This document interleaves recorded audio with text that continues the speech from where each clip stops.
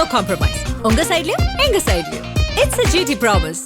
GT Holidays, South India's #1 travel brand. முந்திரி திராட்சை முழுசா இருக்கு. ஆச்சி பாயாசம் மிக்ஸ், ஒன்று வாங்கினால் ஒன்று இலவசம். உங்கள் தங்க நகையை அதிக விலைக்கு விற்கவும் மற்றும் அடகில் இருக்கும் தங்க நகையை மீட்டெடுத்து அதிக விலைக்கு விற்கவும் உடனே அணுகவும். Prime gold hub 9840551787. என்ன சார் சொல்லுது பீகாருடைய தேர்தல் முடிவுகள்? மீது மக்களுக்கு வைத்திருக்கின்ற நம்பிக்கையை மக்கள் மீண்டும் புதுப்பித்திருக்கிறார்கள். ஏன்னா இது வந்து சாதாரண வெற்றி இல்லை, இது சுனாமி. ஓகே, மகாராஷ்டிரால எப்படியோ அதுக்கு ஈக்குவலான ஒரு வெற்றியா இது நம்ம பார்க்க வேண்டியது.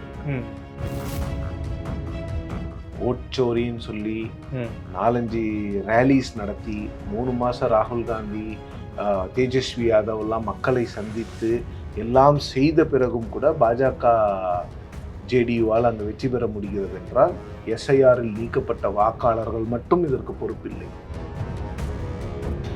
நிதிஷ்குமார் வந்து இவ்வளவு அளவுக்கு பவுன்ஸ் பேக் ஆவாருன்னு யாருமே எதிர்பார்க்கல. நான் கூட என்ன நினைச்சேன்னா பாஜக வந்து அவரை இந்த அளவுக்கு எல்லாம் ஜெயிக்க விட மாட்டாங்க, எப்படியாவது அவரை வந்து உள்ளுக்குள்ள இருந்தே உள்ளடி வேலை எல்லாம் செய்வாங்க. லாஸ்ட் எலெக்ஷன்ல சிராக் பஸ்வானை வச்சு பண்ணதெல்லாம். பட் இந்த முறை வந்து அவங்க வந்து அவங்களுக்குள்ள எந்த பிரச்சனைகள் இருந்தாலும் அந்த பிரச்சனைகள்லாம் வெளியில காட்டிக்காம உள்ளுக்குள்ள ஒரு சீஃப் மினிஸ்டர் கேண்டிடேட்டே ப்ரொஜெக்ட் பண்ணாத ஒரு எலெக்ஷன்ல 200 சீட்டு ஜெயிக்கிறதுங்கிறது வந்து சாதாரண விஷயம் கிடையாது. ப்ராபப்ளி நிதிஷ் ஒரு வருஷம் இருக்க விடலாம். அப்படி இல்லைன்னா அண்டர்ஸ்டாண்டிங் படி எங்களை உங்களால் ஒருத்தர் டெப்டி சிஎம் போடுங்க, உங்களுக்கு என்ன பண்ணுமோ நாங்கள் பண்ணுறோம். யூ வில் பி பிரசிடென்ட் இன் 27. எஸ்ஐஆரை திமுக எதிர்க்குது, கோர்ட்டில் கேஸ் போடுறாங்க, வீதியில் போராடுறாங்க. அதுக்காக எஸ்ஐஆர் நடக்கிற இடத்துக்கு போகாமையா இருக்கிறாங்க? இல்லை, ஆளை போட்டு BLA 1, 2, 3, 4, 5, 6 ஒரு பூத்துக்கு 10 பேர் போட்டு கிட்டத்தட்ட 90,000 பூத்தில் 24,000 பூத்துக்கு BLAவே கிடையாது ஆர்ஜேடிக்கும் காங்கிரஸுக்கும். அப்போ தப்பு யார் மேலே இருக்கு? நீங்கள் ஏன் பூத் லெவல் இன்ஃப்ராஸ்ட்ரக்சரை ரெடி பண்ணலை? தொடர்ச்சியாக நம்ம பார்க்கும்போது காங்கிரஸுடைய ஸ்ட்ரைக் ரேட் ரொம்ப ரொம்ப குறைஞ்சிக்கிட்டே இருக்குது சார். அதையும் மீறி 61 சீட் நாங்கள் வாங்கியே தீர்வுன்னு போட்டிருக்காங்களே சார். அதுதான் பிரச்சனை. 125 சீட் நீங்கள் ஐடென்டிஃபை பண்ணி என்ன பண்ணுங்க? ஐடென்டிஃபை பண்ணி நீங்கள் தனியாக நிறுத்தி 4%, 5% ஓட்டு வாங்கி எங்ககிட்ட 10% ஓட்டு இருக்குன்னு காமிச்சா பரவாயில்ல. அன்டெஸ்டட் பர்சன் கிட்ட போய் நிற்கணுங்கிறதுல நீங்கள் பேசுறீங்க.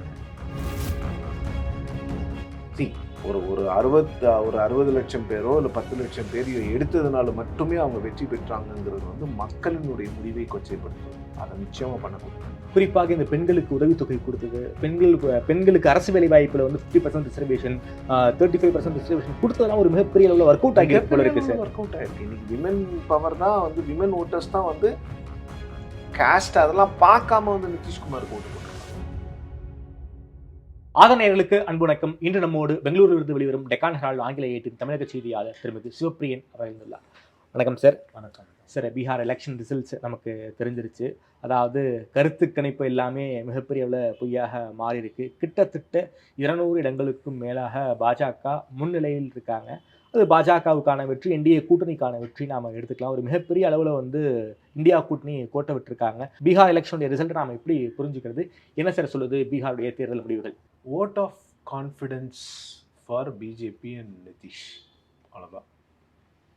அவர்கள் மீது மக்களுக்கு வைத்திருக்கின்ற நம்பிக்கையை மக்கள் மீண்டும் புதுப்பித்திருக்கிறார்கள். They have renewed their support for BJP and Nitish. அவ்வளோதான், இதில் வேற எதுவுமே கிடையாது. இந்தியா கட்பண்டனுக்கு தோல்வின்னு சொன்னீங்கன்னாவே அது வெற்றியை இவங்ககிட்ட இருந்து பறிக்கிற மாதிரின்னு சொல்லுவேன் நான். ஏன்னா இது வந்து சாதாரண வெற்றி இல்லை, இது சுனாமி. ஓகே, மகாராஷ்டிரால எப்படியோ அதுக்கு ஈக்குவலான ஒரு வெற்றியா இதை நம்ம பார்க்க வேண்டியது இருக்கு. இது எப்படி ஓட்சோரின்னு சொல்லி 4-5 ரேலிஸ் நடத்தி 3 மாசம் ராகுல் காந்தி தேஜஸ்வி யாதவ் எல்லாம் மக்களை சந்தித்து எல்லாம் செய்த பிறகும் கூட பாஜக ஜேடியுவால் அங்கு வெற்றி பெற முடிகிறது என்றால் எஸ்ஐஆரில் நீக்கப்பட்ட வாக்காளர்கள் மட்டும் இதற்கு பொறுப்பில்லை. எலெக்ஷன் கமிஷனுடைய அந்த பார்ஷியல் ஆட்டிடியூடு மட்டும் பொறுப்பில்லை. ஓகே, இந்தியா கட்பந்தனுடைய இந்தியா அலையன்ஸினுடைய பலவீனமும் அவர்களுடைய இயலாமையும் பொறுப்பு. Okay, one sided level playing ஃபீல்டே இல்லைன்னு ரொம்ப நாளைக்கு நீங்கள் பேசிகிட்டே இருந்தீங்கன்னா எப்படி இவிஎம்மை பற்றி நீங்கள் பேசிகிட்டே இருக்கும்போது மக்கள் மதிக்கலையோ அதே மாதிரி தான் இதாகும். எஸ்ஐஆருக்கும் எஸ்ஐஆருக்கும் அப்படி தான் ஆகும். எஸ்ஐஆரை திமுக எதிர்க்குது, கோர்ட்டில் கேஸ் போடுறாங்க, வீதியில் போராடுறாங்க. அதுக்காக எஸ்ஐஆர் நடக்கிற இடத்துக்கு போகாமையா இருக்கிறாங்க? இல்லை, ஆளை போட்டு பிஎல்ஏ 1 2 3 4 5 6ன்னு ஒரு பூத்துக்கு 10 பேர் போட்டு, தேவைப்படும் போது பூத்துக்கு 20 பேரை போட்டு, இப்போ பிஎல்ஏ டிஜிட்டல்னு ஒருத்தவங்க இருக்காங்க சார், கொண்டு வந்து எல்லாரையும் கொண்டு வந்து வீடு வீடாக போய் கொடுக்குறாங்கன்னா அவங்களுக்கு என்னன்னா நம்ம வாக்காளர்கள் விடுபட்டுறக்கூடாது. ஓகே, காங்கிரஸ் ஆர்ஜேடி பூத் ஏஜென்ட்ஸை போவேணான்னு சொன்னது யாரு? ஞானேஷ்குமார் சொன்னாரா, இல்லை மோடி சொன்னாரா? எலெக்ஷன் கமிஷன் பார்ஷியல் தான், நான் ஒத்துக்கிறேன். எலெக்ஷன் கமிஷன் நேர்மையாக இல்லை, ஒத்துக்கிறேன். கிட்டத்தட்ட 90,000 பூத்தில் 24,000 பூத்துக்கு பிஎல்ஏவே கிடையாது ஆர்ஜேடிக்கும் காங்கிரஸுக்கும். அப்போ தப்பு யார் மேலே இருக்குது? நீங்கள் ஏன் பூத் லெவல் இன்ஃப்ராஸ்ட்ரக்சரை ரெடி பண்ணலை? அவங்க மக்களை ரிமூவ் பண்ணியிருக்காங்க, ஆமாம் பண்ணியிருக்காங்க. அதை ஏன் ப்ரொட்டஸ்ட் பண்ணலை? அதை ஏன் நீங்கள் வந்து அந்த மக்களை திரட்டி எங்களுக்கெல்லாம் ஓட்டு இல்லைன்னு அந்த மக்கள் ஏன் ப்ரொட்டஸ்ட் பண்ணல? அந்த மக்கள் ஏன் போராட்டங்களுக்கு போகலை? நீங்கள் உங்ககிட்ட ஒரு இன்எஃபிஷியன்சியை வச்சுக்கிட்டு ஒரு எலெக்ஷன் வெல் ஆயில்டு எலெக்ஷன் மிஷினாக இருக்கிறவங்களையே நீங்கள் எப்போ பார்த்தாலும் ப்ளேம் பண்ணிட்டு இருந்தீங்கன்னா மக்கள் நம்பவே மாட்டாங்க. 2024 தேர்தலில் இதே எலெக்ஷன் கமிஷனை வச்சுக்கிட்டு தானே நீங்கள் 99 சீட்டு ஜெயிச்சிங்க. இதே எலெக்ஷன் வச்சுக்கிட்டு தானே அயோத்தியாவில் பாஜகவை தோக்கடிச்சிங்க. அப்போ எஸ்ஐஆருக்கு முன்னால் கூட பீகாரில் நீங்கள் ஜெயிக்கல, 2020 ஜெயிக்கல. அப்போது எஸ்ஐஆர் இல்லாத போது நீங்கள் கிட்டத்தட்ட நல்ல நம்பர்ஸ் வாங்குறீங்க. Complete blame on SIR, EVM இதெல்லாம் காங்கிரஸ் பண்ணக்கூடாது. தொடர்ச்சியாக நம்ம பார்க்கும்போது காங்கிரஸுடைய ஸ்ட்ரைக் ரேட் ரொம்ப ரொம்ப குறைஞ்சிக்கிட்டே இருக்குது சார். அதுவும் காங்கிரஸ் இதை வந்து ஒரு சுய பரிசீலனை செஞ்ச மாதிரியும் தெரியல. லாஸ்ட் எலெக்ஷனுக்கும் இந்த எலெக்ஷனுக்கும் ஸ்ட்ரைக் ரேட் ரொம்ப ரொம்ப மோசமாக இருக்குது. அதையும் மீறி 61 சீட் நாங்கள் வாங்கியே தீர்வுன்னு போட்டிருக்காங்களே சார். அதுதான் பிரச்சனை. இப்போ கேட்குறாங்கல்ல, இங்கே 63 சீட்டு கொடுங்க, 125 சீட்டு நாங்கள் ஐடென்டிஃபை பண்ணியிருக்கோம். பண்ணி என்ன பண்ண போகிறீங்க? 125 சீட்டு நீங்கள் ஐடென்டிஃபை பண்ணி என்ன பண்ணுவீங்க? ஐடென்டிஃபை பண்ணி நீங்கள் தனியாக நிறுத்தி 4% 5% ஓட்டு வாங்கி எங்ககிட்ட 10% ஓட்டு இருக்குன்னு காமிச்சா பரவாயில்ல. ஒரு அன்டெஸ்டட் பர்சன் கிட்ட போய் நிற்கணுங்கிறதுல நீங்கள் பேசுகிறீங்க. அதை விட்டுருங்க, அந்த கதையை விடுங்க. Okay sir. ஆர்ஜேடியை பொறுத்த வரைக்கும் ஆர்ஜேடியும் இந்த எலெக்ஷனில் ரொம்ப கேவலமாக பர்ஃபார்ம் பண்ணியிருக்காங்க, ரொம்ப மோசமாக பர்ஃபார்ம் பண்ணியிருக்காங்க. அப்போ நீங்கள் யாருமே கீழே போய் என்ன நடக்குதுன்னு பார்க்கல. அவங்க என்னென்ன ப்ராமிசஸ் கொடுத்தாங்களோ அதெல்லாம் ரீச் ஆகிருக்கு மக்கள்கிட்ட. அவங்க மைக்ரோ மேனேஜ் பண்ணியிருக்காங்க. அவங்க மக்கள்கிட்ட வந்து ரொம்ப தெளிவாக போய் விஷயங்களை பேசியிருக்கிறாங்க. ஓகே, ஒரு 60 லட்சம் பேரோ இல்லை 10 லட்சம் பேரையோ எடுத்ததுனால மட்டுமே அவங்க வெற்றி பெற்றாங்கங்கிறது வந்து மக்களினுடைய முடிவை கொச்சைப்படுத்துவது. அதை நிச்சயமாக பண்ணக்கூடாது. குறிப்பாக இந்த பெண்களுக்கு உதவித்தொகை கொடுத்தது, பெண்களுக்கு அரசு வேலை வாய்ப்பில் வந்து 50% ரிசர்வேஷன், 35% ரிசர்வேஷன் கொடுத்ததெல்லாம் ஒரு மிகப்பெரிய அளவில் ஒர்க் அவுட் ஆகிருக்கு போல இருக்கு சார். ஒர்க் அவுட் ஆயிருக்கு. இன்னைக்கு விமன் பவர் தான் வந்து, விமன் ஓட்டர்ஸ் தான் வந்து காஸ்ட் அதெல்லாம் பார்க்காம வந்து நிதிஷ்குமாருக்கு ஓட்டு போட்டிருக்காங்க. ஓகே, அப்போ இங்கே பார்க்க வேண்டியது என்னன்னா, அப்போ அந்த விமன் ஓட்டர்ஸை வந்து நாம் கவர் பண்ணிட்டோம்னா நம்ம ஆட்சிக்கு வந்துக்கிட்டே இருக்கலாம்னு நிறைய கட்சிகள் பிளான் பண்ணுறாங்க. திமுகவும் அதில் ஒரு கட்சி. அவங்களோட ஸ்கீம்ஸ் எல்லாமே விமன் சென்ட்ரிக்காக இருக்கு. அப்போ ஏன்னா அவங்க அந்த விமன் வந்து லாயல் ஓட்டு பேங்க், எப்பவுமே அவங்க மாற மாட்டாங்க.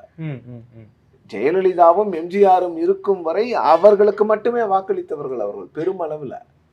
அப்போது அந்த விமன் ஓட் பேங்க் வந்து ரொம்ப லாயலான ஒரு ஓட் பேங்க். ஸோ அந்த ஓட் பேங்க்கை கல்டிவேட் பண்ண ட்ரை பண்ணுறாங்க. ஓகே, அது சரியான முயற்சியா? இல்லை 10,000 ரூபாய் கொடுக்கலாமான்னா பிஜேபியே வேணான்னு தான் சொல்லுது. தமிழ்நாட்டில் கொடுத்தா வேணான்னு சொல்லுவாங்க பிஜேபி. ஆனால் பீகாரில் அதே பிஜேபி கொண்டு போய் கொடுக்கும். ஆனால் அதை காங்கிரஸ் அங்கே கேள்வி கேட்க மாட்டாங்க. அதான் பிரச்சனை. ஓகே, நீங்கள் அங்கே கேட்கணும். இங்கே 10,000 ரூபாய் கொடுக்குறீங்க, தமிழ்நாட்டில் 1000 ரூபாய் கொடுக்குறதுக்கு நீங்கள்லாம் அவ்வளோ பிரச்சனை பண்ணுறீங்க. அப்போ இது டபுள் ஸ்டாண்டர்ட்ஸ்ன்னு இதை காங்கிரஸ் கேட்கணும், இதை ஆர்ஜேடி கேட்கணும். Okay sir. குறிப்பாக எஸ்ஐஆர் மூலமாக பல லட்சக்கணக்கான வாக்காளர்கள் விடுபட்டாங்கன்னு சொல்கிறாங்க. ஆனாலும் அதே நேரத்தில் ஹையஸ்ட் போலிங்கும் நடந்திருக்கு. 66.91% அளவுக்கு போலிங் நடந்திருக்கு. இதை எதை சார் காட்டுது? நிதிஷ்குமார் அதுக்கப்புறம் பாஜக கொடுத்த நலத்திட்ட உதவிகள் தான் ஒரு மிகப்பெரிய கன்வர்ஷனாக மாறி இருக்கா? பீகாரை பொறுத்த வரைக்கும் ஒரு வறுமை மிக்க ஒரு மாநிலம். ஆமாம். என்ன சொல்கிறது, ஒரு ரவுடியிசம் குண்டாயிசம்லாம் பெருமளவில் இருந்த ஒரு மாநிலம். ஆமாம். ஆர்ஜேடி மட்டும் இல்லை, காங்கிரஸ் இருக்கும் போதும் குண்டாயிசம்லாம் இருந்திருக்கு, இல்லைன்னா யாரும் சொல்ல. இப்போ கொஞ்சம் குறைஞ்சிருக்கு, இப்போவும் குண்டாயிசம் இருக்கு. ஓகே. அப்போது மக்கள் வந்து இந்த 20 வருஷத்தினோட வளர்ச்சி பரவாயில்லை அப்படின்னு நினைக்கிறாங்க. இன்னொன்று, ஓரளவுக்கு படிச்சுட்டு நிறைய பேர் தென் மாநிலங்களுக்கு வந்துடுறாங்க. இப்போ பெண்களுக்கான விஷயங்களை செய்யும் போது, இந்த மதுவிலக்கு அப்படிங்கிற ஒரு விஷயத்தை கொண்டு வரும்போது, ஆண்கள் குடிப்பது நிறுத்தப்படும் பொழுது பெண்களுக்கு வருமானம் அதிகமாக வருது. ஆண்கள் குடிக்க போகிறதில்ல. ஒரு 100 பேர் குடிச்சிட்டு இருந்தாங்கன்னா 20 பேர் 25 பேர் கள்ளச்சாராயத்தை தேடி போவாங்க. மற்ற 75 பேர் சரிப்பா கிடைக்கல வீட்டுக்கு வருவோம் அப்படின்னு வீட்டுக்கு வந்துடுவாங்க. அந்த வருமானம்லாம் அவங்களுக்கு கிடைக்குது. ஓகே. இன்னொன்று, அவர்கள் குடும்பத்தில் அமைதி நிலவுகிறது. ப்ராஹிபிஷனை நான் எதிர்க்கிறவன் தான் பர்சனலாக. அது வந்து கள்ளச்சாராயத்துக்கு வழிவகுக்கும். கள்ளச்சாராய சாவுகள் இப்போ கள்ளக்குறிச்சியில் நடந்த மாதிரி அடிக்கடி நடக்கும். பீகாரில் ஹூஜ் ட்ராஜடிஸ் நடந்துக்கிட்டே தான் இருக்கும். ஏன்னா அந்த 35%மோ 25%மோ அவன் ஏதாவது ஒரு விதத்தில் அந்த சாராயம் கிடைக்கிறதான்னு பார்த்துக்கிட்டே இருப்பாங்க. இதை கம்ப்ளீட்டாக பண்ண போய் அங்கே கொட்டை விட்டுருவோம். அதனால் அது வந்து நீங்கள் வந்து ஒரு மிடில் பாத்தை தான் எடுக்கணும். ஆமாம். ஆனால் அந்த ப்ராஹிபிஷன் மதுவிலக்குன்னு ஒன்று கொண்டு வந்து ஒட்டுமொத்த பெண்களுடைய சப்போர்ட்டை வாங்கினது மட்டும் இல்லாமல் அவங்களுக்கு இப்போ இந்த 10,000 கொடுக்கறது, அப்புறம் 2 லட்சம் அளவுக்கு சுய தொழிலுக்கு வந்து நாங்கள் கடனுதவி பண்ணுவோம், கிராண்ட் கொடுப்போம்னு சொல்கிறதெல்லாம் பெண்களுக்கு வந்து பெருமளவில் நடந்திருக்கு. ஏன்னா மகாராஷ்டிரா போன்ற மாநிலங்களில் பிஜேபி ஆட்சி செய்கின்ற மாநிலங்கள்லாம் அந்த உதவித்தொகையை கொடுத்துக்கிட்டு இருக்கிறாங்க. Okay sir. குறிப்பாக மகாராஷ்டிராவில் பாஜக கூற்றுக்கு கிடைத்த வெற்றியை வந்து பீகாரை கம்பேர் பண்ண முடியுமா சார்? அதை விட பெரிய வெற்றி மாதிரி தான் எனக்கு இது படுது. ஓகே. பீகார் வெற்றி பெரிய வெற்றி. ஓகே. யாருமே எதிர்பார்க்கல. இன்னொன்னு, நிதிஷ்குமார் வந்து இவ்வளவு அளவுக்கு பவுன்ஸ் பேக் ஆவாருன்னு யாருமே எதிர்பார்க்கல. நான் கூட என்ன நினைச்சேன்னா, பிஜேபி வந்து அவரை இந்த அளவுக்கு எல்லாம் ஜெயிக்க விட மாட்டாங்க, எப்படியாவது அவரை வந்து உள்ளுக்குள்ள இருந்தே உள்ளடி வேலை எல்லாம் செய்வாங்க. லாஸ்ட் எலெக்ஷன்ல சிராக் பாஸ்வானை வச்சு பண்ணதெல்லாம். பட் இந்த முறை வந்து அவங்க வந்து ஒரு கோஹெசிவ் யூனிட்டா காமிச்சாங்க. ஓகே. அவங்களுக்குள்ள எந்த பிரச்சனைகள் இருந்தாலும் அந்த பிரச்சனைகள்லாம் வெளியில காட்டிக்காம, உள்ளுக்குள்ள ஒரு சீஃப் மினிஸ்டர் கேண்டிடேட்டே ப்ரொஜெக்ட் பண்ணாத ஒரு எலெக்ஷன்ல 200 சீட்டு ஜெயிக்கிறதுங்கிறது வந்து சாதாரண விஷயம் கிடையாது. அதுவும் நிதிஷ்குமார் போன்ற ஒரு வெட்டரன் பாலிட்டிஷியனை, ஒரு அன்ட்ரஸ்டபிள் பாலிட்டிஷியன் வேற அவர். எஸ், பல்டி குமார்னு பேர் அவருக்கு. Untrustable politician, the weathercock of Indian பாலிடிக்ஸ்னு அவரை சொல்லுவாங்க. அப்படிப்பட்ட ஒரு ஆளை வச்சுக்கிட்டு இவ்வளவு பெரிய வெற்றிங்கிறது வந்து பெரிய விஷயம். இப்போ கூட பிஜேபி ரொம்ப சந்தோஷமா இருப்பாங்க. ஆக்சுவலா அவங்களுக்கு 90 வந்ததை விட ஆர்ஜேடி காங்கிரஸ்க்கு 35-40 அவங்கள ஸ்டாப் பண்ணிட்டாங்கல்ல. இப்போ நிதிஷ்குமார் இதை ஆட் பண்ணாலும் அவங்களால ஆட்சி அமைக்க முடியாது. இல்லைன்னா நிதிஷ்குமார் அதையும் ட்ரை பண்ணுவார். ஓகே. அவருக்கு முதல்வர் பதவி கொடுக்கலன்னா அவர் அங்கே போய் ட்ரை பண்ணுவார். இப்போ அவங்க கிட்ட அந்த நம்பர்ஸ் கூட இல்லை. எஸ், 5 வருஷம் பாஜக நம்பிதான் நிதிஷ்குமார் தான் அவர் இருக்கணும். ஓகே. இப்போ எனக்கு இருக்கின்ற கேள்வி என்னன்னா, இப்போ முதலமைச்சர் கேண்டிடேட் அப்படிங்கிற விஷயத்துல பாஜக என்ன பண்ணும்?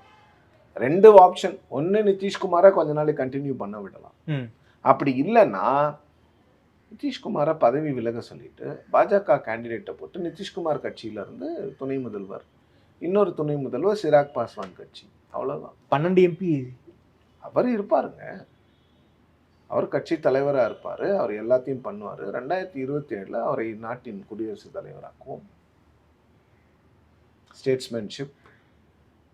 தன்னை எதிர்த்த நிதிஷ்குமாரையே மோடி வந்து பிரசிடென்ட் ஆக்கி இருக்காரு அப்படின்னு மோடியை ஸ்டேட்ஸ்மேனாக காமிப்போம்.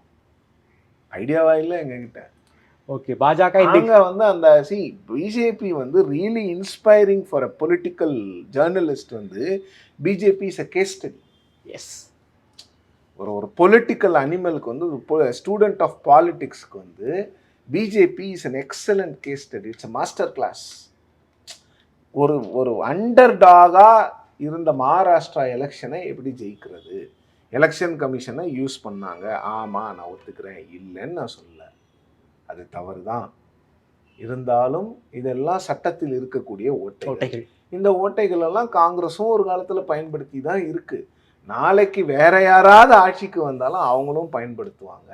சட்டத்தில் இருக்கக்கூடிய ஓட்டைகளை அரசியல் கட்சிகள் சாதுரியமாக பயன்படுத்தி கொள்ளும். ஓகே. அதில் வந்து எந்த ஒரு அரசியலில் எதுவுமே தவறு கிடையாது. Everything is love, fair and love and war. அரசியல் ஒரு போர் தான், ஒரு போராட்டம் தான்.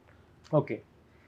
ஸோ அது அது வந்து என்ன மாதிரி ஸ்ட்ராட்டஜி பாருங்களேன். ஒரு பூத்து, அந்த பூத்துக்குள்ள ஒரு சப் பூத்து, எல்லாத்தையும் மைக்ரோ மேனேஜ் பண்ணுவோம், லிஸ்ட் வச்சுருப்போம். இங்கே தட்டினா அங்கே குண்டு வெடிக்கும்னு படத்துங்களில் சொல்லுவாங்களா, அந்த மாதிரி இங்கே தட்டினா அங்கே பேசலாம். அந்த மாதிரி அவங்க வந்து கிரவுண்டில் போய் வேலை செஞ்சு அவங்க ஸ்ட்ரக்சர் வச்சுருக்காங்க. ஓகே. இந்த ஸ்ட்ரக்சர் வந்து காங்கிரஸ் கிட்ட இல்லை, நிதிஷ் காங்கிரஸ் கிட்ட சுத்தமாக இல்லை. அதுதான் பிரச்சனை. ஓகே. அவங்க ஸ்ட்ரக்சரை பில்ட் பண்ண மாட்டேங்கிறாங்க.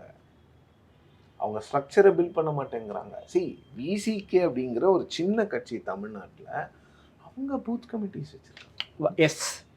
ஆதவ் அதுக்கு ஹெல்ப் பண்ண போய் தான் ஆதவுக்கும் விசிகேவுக்கும் ஒரு இணக்கம் வந்தது. அதோட வாய்ஸ் ஆஃப் காமன்ஸ் தான் அதை ஹெல்ப், அந்த பூத் லெவல் கமிட்டிஸை அவங்களுக்கு பில்ட் பண்ணுறதுக்கு ஹெல்ப் பண்ணாங்க. அவங்களுக்கு புரியுது இந்த பூத் லெவல் கமிட்டிஸ் இருக்கணும். இப்போ எஸ்ஐஆரில் வந்து திமுகவுக்கும் அதிமுகவுக்கும் பெரிய ப்ளஸ் என்ன, அவங்களுக்கு பூத் லெவல் கமிட்டிஸ். அததான் விஜய் கட்சிக்கு சொல்கிறோம், சார் பிஎல்ஏ இல்லை சார், உங்களுக்கு இருந்தால் பிஎல்ஏ வாங்க போக சொல்லுங்க சார், உங்கள் கட்சி வாக்காளர்கள் யாருன்னு பதிவு பண்ண சொல்லுங்கன்னு எல்லாரும் சொல்கிறது அதுக்கு தான். திமுக அவங்க வாக்காளரை ஒரு வாக்காளரை கூட விட மாட்டாங்க, அவங்க எல்லாரையும் பதிவு பண்ணுவாங்க. அதிமுகவும் அதை நேர்த்தியாக செய்யும். பல இடங்கள்ல, ஒரு சில இடங்கள்ல அவங்க கோட்டை விட்டுருவாங்க, பட் பல இடங்கள்ல அவங்க அதை செய்வாங்க. தாவேக்கா அதை செய்யணும். ஓகே. அப்போதான் அப்புறம் எலெக்ஷன் அன்னைக்கு வந்து என் பேர் ஓட்டர் லிஸ்ட்ல இல்லைன்னு சொல்றதுல எந்த பிரயோஜனமும் இல்லை. ஃபைல் பண்ணலன்னா இருக்காது, அதுக்கு என்ன பண்ண முடியும்? அதுக்குதான் இப்பவே இத்தனை ரிமைண்டர்ஸ் கொடுக்கறது. நீங்க ஓட்டு போடணும்னா தமிழ்நாட்டில் 2026 ஏப்ரல் மேல ஓட்டு போடணும்னா இந்த எஸ்ஐஆர்ல நீங்க பார்ட்டிசிபேட் பண்ணிருக்கணும். இல்லைன்னா நீங்க ஓட்டு போட முடியாது. அவ்வளவுதான், சிம்பிள். அது சரியா தவறாங்கிறதுக்குள்ள போக முடியாது. ஏன்னா சுப்ரீம் கோர்ட்டு இதை தடுக்க போதில்லை, இடைக்கால தடையெல்லாம் கொடுக்க மாட்டாங்க. அப்ப எப்படியோ நடக்க போகுதுங்கிறது நீங்க ஏத்துக்கிட்டு தானே ஆகணும். திமுக இன்ஸ்டிடியூஷனா எஸ்ஐஆர் எதிர்த்தாலும் கிரவுண்ட்ல வந்து எஸ்ஐஆர் வேலையை பார்த்துக்கிட்டு இருக்காங்க. அவங்க வந்து மல்டி ப்ராங்ட் அப்ரோச். எல்லா பக்கமும் இங்க ஒரு குத்து அங்க ஒரு குத்துன்னு வடிவேலு காமெடி வரும்ல, அந்த மாதிரி தான். சுப்ரீம் கோர்ட்ல ஒரு கேஸ், தினமும் போராட்டம்.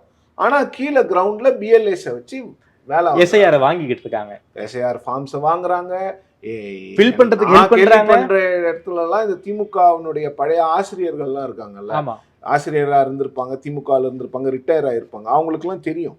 ஆமா, அவங்கள வந்து அப்பாயின்ட் பண்ணியிருக்காங்க. இந்த கிராமங்கள்ல இவங்களுக்கு எல்லாம் ஹெல்ப் பண்ணுங்க, இவங்க எல்லாம் நம்ம டிஎம்கே ஓட்டர்ஸ். ஓகே.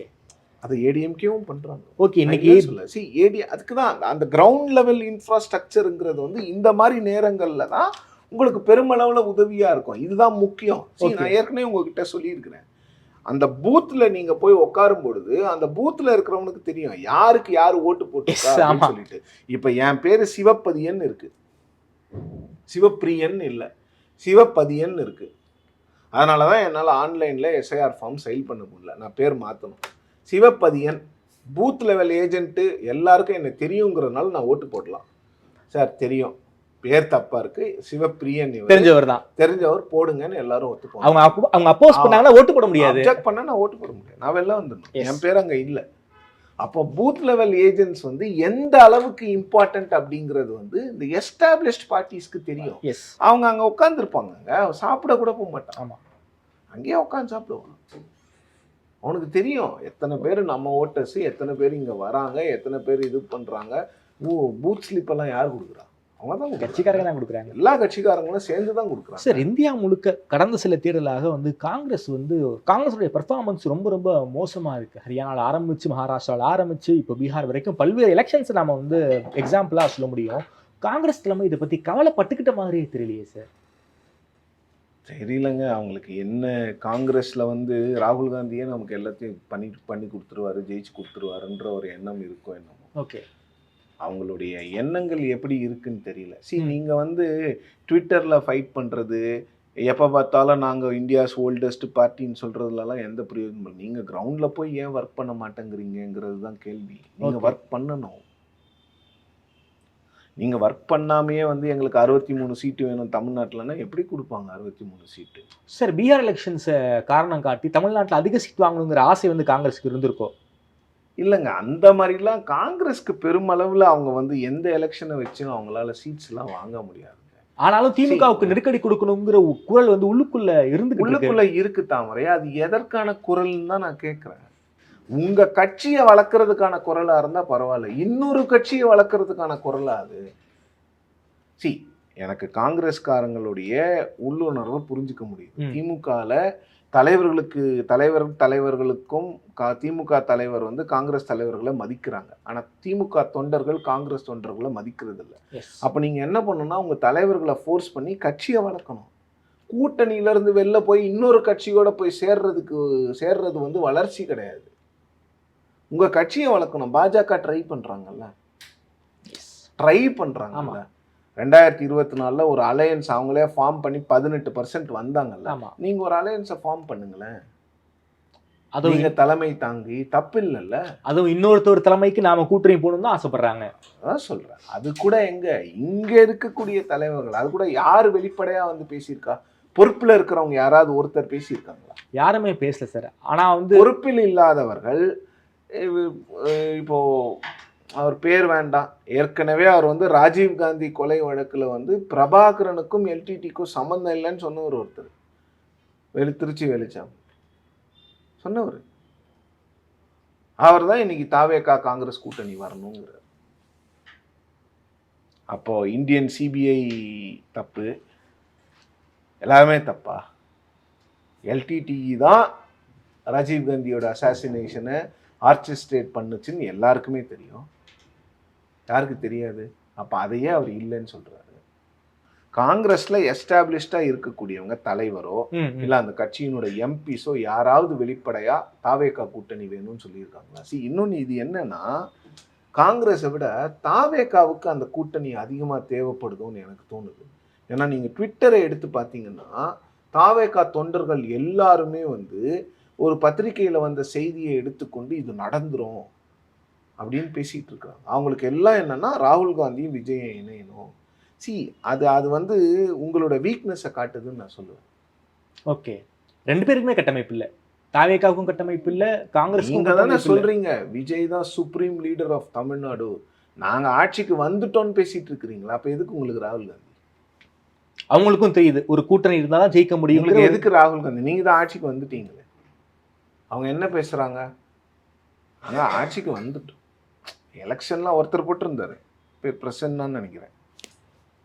சும்மாப்பா ஃபார்மாலிட்டிக்கு சட்டு புட்டுன்னு அந்த தேர்தலை வச்சு தலைவரை முதலமைச்சரை தேர்ந்தெடுத்துருங்கப்பா, அனௌன்ஸ் பண்ணுங்கன்னு போட்டிருக்காரு. இப்படியெல்லாம் அதெல்லாம் படிக்கணும். அதெல்லாம் நல்லா இருக்கு படிக்கிறதுக்கு. அரசியல் புரிதலே இல்லாம, தேர்தல்கள் எப்படி நடக்குதுன்ற விஷயமே தெரியாம இப்படியெல்லாம் தான் பேசிட்டு இருக்காங்க. ஸ்கூல் பீப்புள் லீடர் எலெக்ஷன் கூட இப்படி நடத்த மாட்டாங்க சார். இப்படியெல்லாம் தான் பேசிட்டு இருக்காங்க. அவங்க ரெண்டு பேரும் சேர்ந்தா நான் என்ன கேட்குறேன்னா, ஏன் உங்களுக்கு எதுக்கு ராகுல் காந்தின்னு நான் கேட்குறேன். விஜயே பாப்புலர் லீடர் தானே. விஜயே ஒரு பாப்புலர் ஒரு மிகப்பெரிய உச்ச நட்சத்திரம் தானே.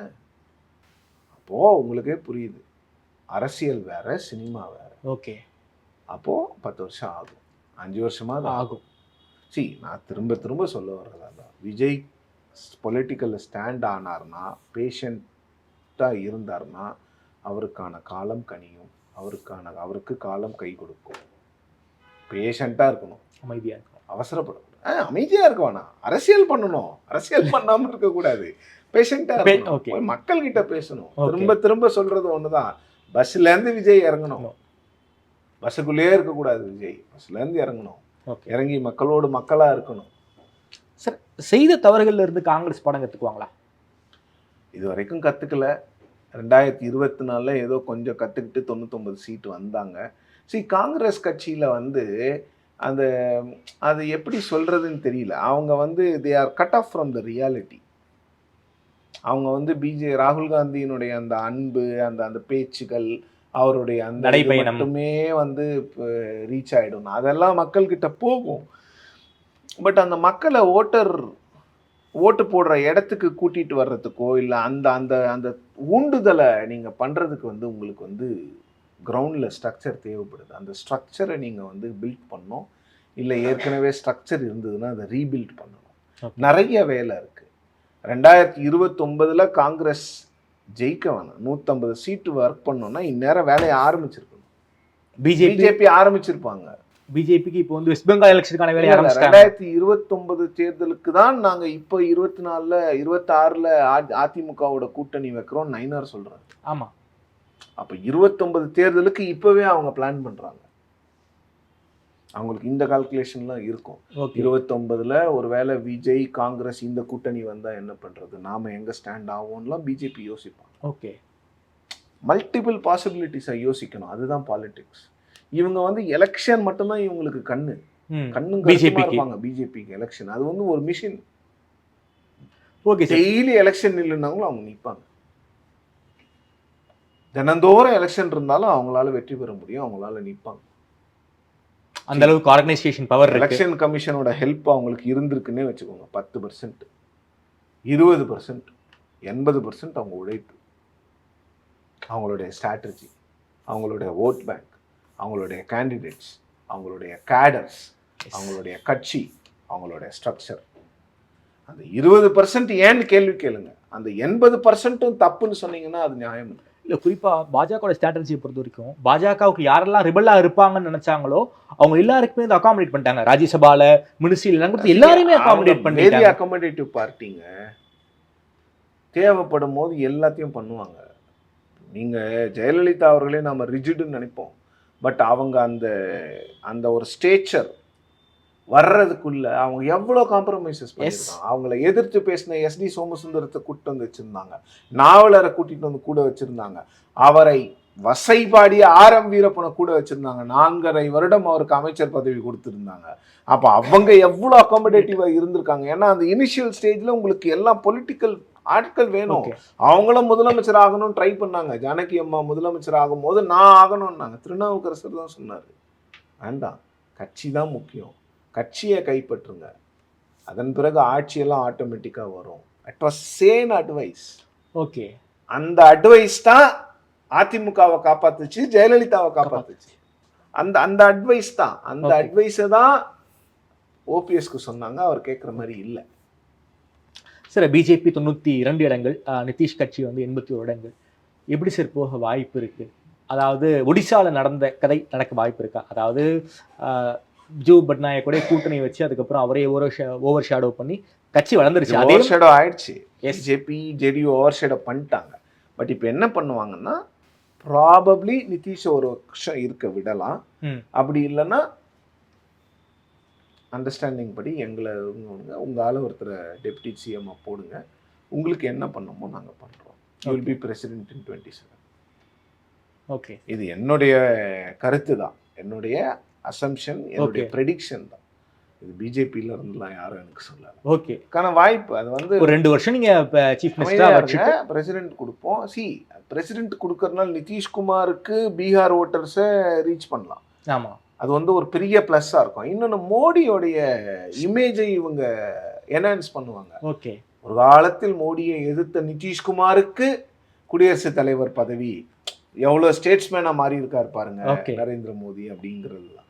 சரி, ஏன்னா நீங்கள் யோசிச்சு பாருங்களேன், 2029 தேர்தலில் பாஜக வந்து நிச்சயமாக மோடி அவர்களை நிச்சயமாக ரிட்டையர் ஆகுங்கன்னு அந்த டைமில் சொல்லுவாங்க.